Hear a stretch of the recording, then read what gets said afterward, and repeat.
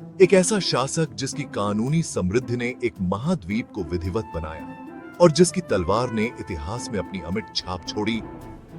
यह कहानी है सुलेमान की, जिन्हें यूरोप ने द ग्रेट कहा और समुदाय ने कानूनी का तमगा दिया। सन 1494 में मनसा राशिद के सिंहासन पर बैठने वाले सेलिम के बेटे सुलेमान का बचपन महमूदिया के महल में गुजरा। छोटे से नूरानिये से ट्रेनिंग तक उन्हें न्याय और प्रशासन की बारीकियां समझाई गई। यहां से शुरू हुआ उनका सफर, एक आम शहजादे से बनने की राह, जिसने बाद में पूरी सल्तनत को कायापलट कर दिया। 1520 में जब उन्होंने सिंहासन संभाला तो सल्तनत कई चुनौतियों से जूझ रही थी। उच्च प्रशासन में भ्रष्टाचार, कानून व्यवस्था का अभाव और केंद्र में कमजोर नीतियां। सुलेमान पहले दिन से ही न्याय के पुजारी बने।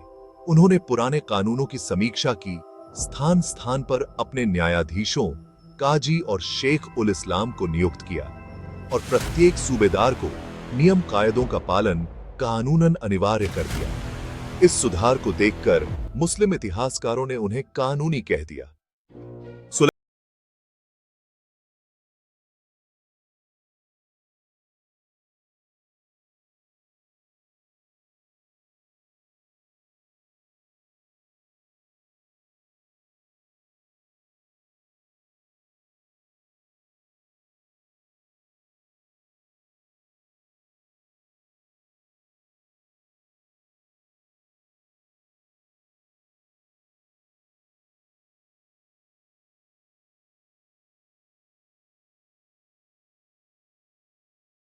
सम्मान और सुरक्षा की।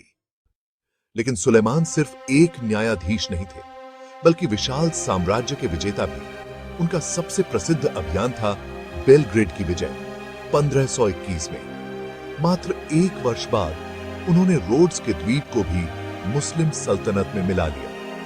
1526 में पानीपत की तरह 1526 में मोहालिया की लड़ाई ने उनके घुड़सवार घेराबंदी कौशल को साबित किया। 1529 में वियना की पहली घेराबंदी ने यूरोप के दिल में आतंक फैला दिया। हालांकि अंततः वापस लौटना पड़ा, पर दिखा दिया कि ऑटोमन बल अब किसी भी सीमा पर दस्तक दे सकते हैं।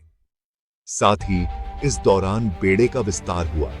इलाहाबाद से लेकर सीरिया तक भूमध्य सागर में तुर्की की नौसेना का डंका बजने लगा। ये समुद्री ताकत सल्तनत को व्यापार और शासन दोनों में कश्मीर यमन तक जोड़ती गई।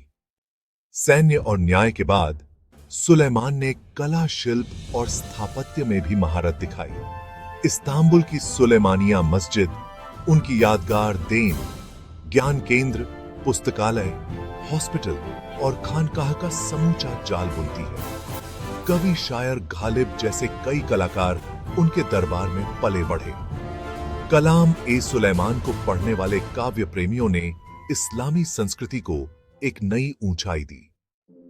1577 में जब सुलेमान ने आखिरी सांस ली तो सल्तनत का दायरा 3 महाद्वीपों पर फैल चुका था।